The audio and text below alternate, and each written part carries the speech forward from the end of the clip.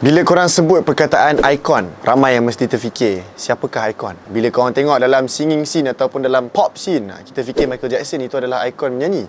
Kalau basketball, Kobe Bryant dan Muhammad Ali dalam sports punya scene yang ada banyak impact kepada dunia sukan. Tetapi kalau kita sebut tentang JDM ataupun the tuning of cars ataupun kereta, mesti yang ramai akan terfikir tentang seorang insan ni. Siapakah dia? Paul Walker. So hari ni adalah cerita tentang Paul Walker. Siapakah Paul Walker ni? Dari mana datang Paul Walker ni? Dan apakah impact dia kepada JDM ataupun bukan sahaja JDM tetapi kepada scene-scene kereta dekat dalam satu dunia ni. Jom kita sembang.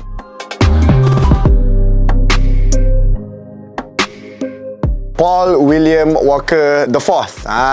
So Paul William Walker the Fourth adalah nama penuh untuk Paul Walker, lahir pada 12 September 1973 di Glendale, California. Mak kepada Paul Walker merupakan seorang model fashion dan bapa dia pula merupakan tahu Switch tak? Sewer loji kumbahan punya kontraktor ataupun dia pun juga merupakan amateur boxer sebelum dia jadi loji kumbahan punya kontraktor. Paul Walker ni sebenarnya dia dah start acting career dia dah daripada umur yang awal.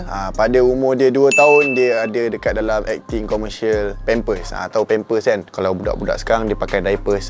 Dekat US aku tak tahu apa brand dia, tapi dia jadi baby yang acting dekat dalam diapers commercial waktu umur dia 2 tahun. Waktu umur dia 2 tahun dia dah start jadi pelakon. Paul Walker menjalani hidup dia selepas tu dengan masuk dekat dalam dapat role ataupun dapat acting role dekat major TV such as sitcom. Kalau korang tahu sitcom tu apa, macam kalau korang tengok Big Bang Theory yang dia cakap-cakap sikit sorry gelak, macam tu lah. Dekat dalam satu sitcom yang low budget, iaitu nama sitcom dia tak silap aku Throb. Selepas tu dia start untuk masuk dekat low budget B movies. Kiranya macam movie-movie yang korang tengok Hollywood punya level, yang bawah sikit.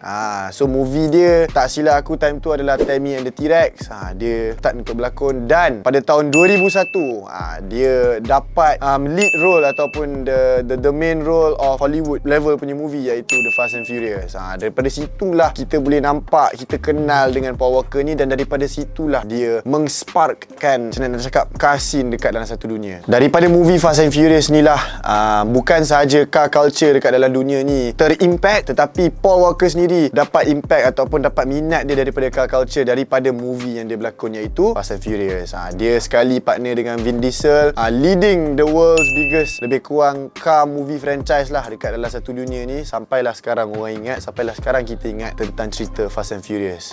Macam kalau korang tengok dekat dalam movie Fast and Furious, Paul Walker dengan Vin Diesel sangat-sangat rapat seperti isi dan kuku.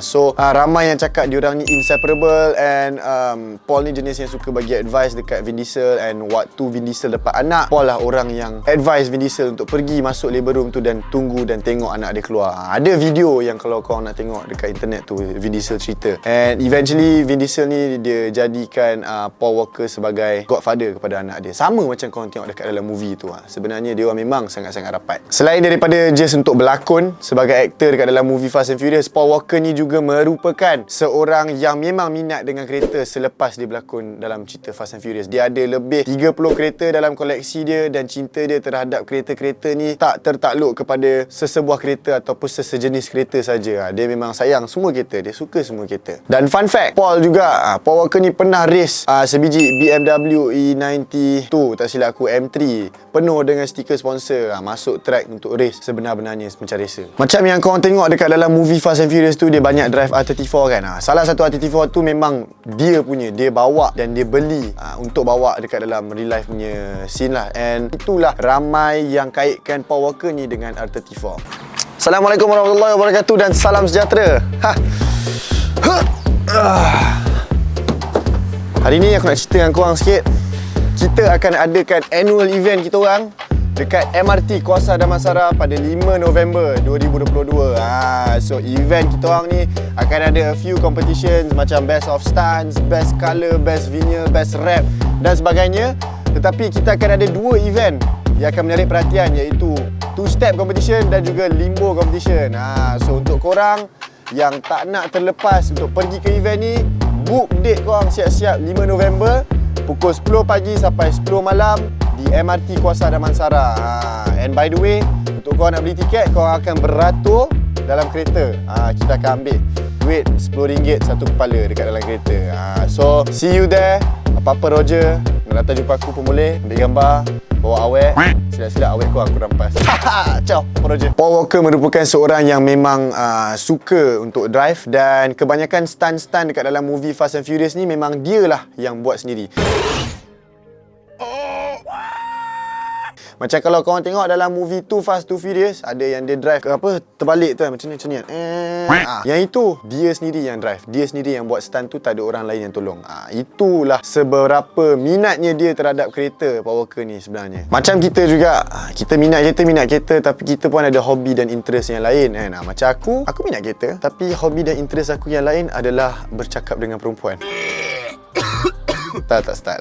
So Paul Walker ni dia ada hobi dengan interest dia yang lain. Salah satunya adalah dia sebenarnya merupakan marine biologist. So dia pernah masuk dekat dalam show dekat National Geographic. Dan kerja dia time tu adalah untuk tag ataupun untuk track Great White Sharks. Kalau korang tahu kan, jerung-jerung kan. So itulah kerja, bukan kerja lah, kiranya hobi dia. Dia dapat star dekat dalam National Geographic. Selain daripada hobi, Paul Walker ni merupakan seorang yang suka give back towards the community. So dia pun start lah foundation charity dia sendiri, iaitu ROWW. Apakah itu? Reach Out Worldwide, daripada Paul Walker sendiri. Kalau korang tahu, Drive for Paul. Drive for Paul yang pernah ada di Malaysia pada tahun 2019, yang diorganiskan oleh Abang Ali Kopa kita, iaitu founder dari Travelog.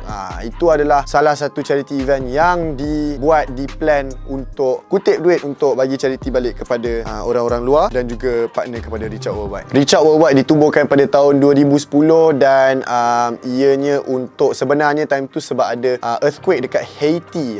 So bila ada earthquake kat Haiti ni, Paul rasa kesian lah. So dia pun start foundation ni untuk give back kepada orang-orang yang affected time tu. So slowly benda ni disambung, walaupun selepas kematian dia, benda ni masih disambung oleh adik dia, iaitu Cody Walker. Pada tanggal 30 November 2013, Paul Walker telah meninggalkan kita semua dengan apa yang dia dah tinggalkan kat sini. So dia meninggalkan kita dengan pada kadar umur yang sangat-sangat muda, and dengan apa yang dia telah beri and impact kepada satu dunia, dia pun pergi dengan awal. So sedih lah, agak sedih.